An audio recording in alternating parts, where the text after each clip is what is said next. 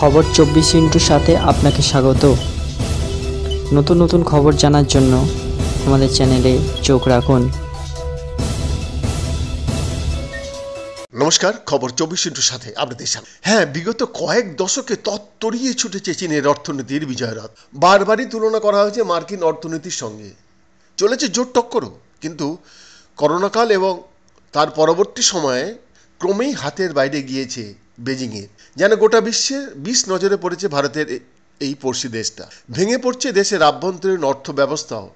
একটা সময় ছিল যখন চীনকে বিশ্বের উদীয়মান শক্তিশালী অর্থনীতিগুলির তালিকায় একেবারে শীর্ষে তালিকায় রাখা হতো। কিন্তু আজ পরিস্থিতি একবারই ভিন্ন। সেখানকার মানুষ বেকারত্ব, মূল্যস্ফীতির সঙ্গে লড়াই করছে। মানুষ কাজের সন্ধানে দাঁড়ে দাঁড়ে ঘুরে বেড়াচ্ছে। বিদেশি কোম্পানিগুলো তাদের ব্যবসা বন্ধ করে চীন থেকে অন্যত্র সরে যাচ্ছে। ইতিমধ্যেই অনেক কোম্পানি তাদের ব্যবসা ভারতে স্থানান্তর করার সিদ্ধান্ত নিয়েছে। এতে আখেরে ভারতের লাভ হচ্ছে বলে মত আন্তর্জাতিক রাজ্যের বা বাজার বিশেষজ্ঞদের বড় অংশে। তবে তাতে যে জিনপিং সরকারের কপালে ভাঁজ আরও চওড়া হচ্ছে তা আর বলার অপেক্ষা রাখছে না। লাল ফৌজ শীতল চাহনি পড়েছে বর্ডারে। যদিও সেসবে পাত্তা না দিয়ে তত্তরিয়ে এগিয়ে চলেছে ভারতের অর্থনীতি।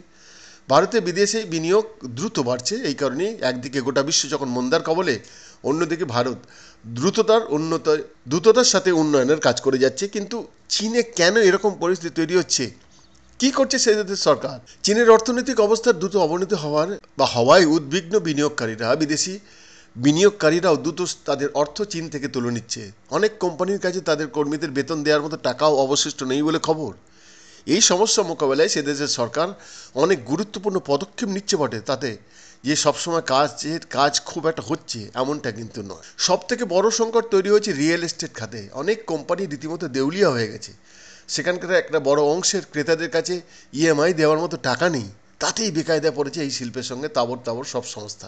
গোটা দেশের মোট জনতার সামগ্রিক গড় বয়স ক্রমশই ঊর্ধ্বমুখী। বার্ধক্যজনিত কারণে কর্মশক্তি কমছে, জনসংখ্যা কমছে। তারুণ্যের প্রভাব বড় অংশের মানুষের অবসরের বোঝা চীনের অর্থনীতিতে আরও চাপ তৈরি করছে।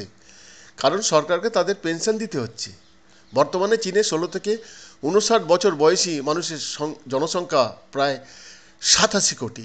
দেশের মোট জনসংখ্যার 60% এই বয়সের সীমার মধ্যে। 2021 সালের রিপোর্ট অনুযায়ী এই বয়স সীমার মধ্যে থেকে প্রায় 3.5 কোটি মানুষ আগামী 5 বছর বেরিয়ে যাবে।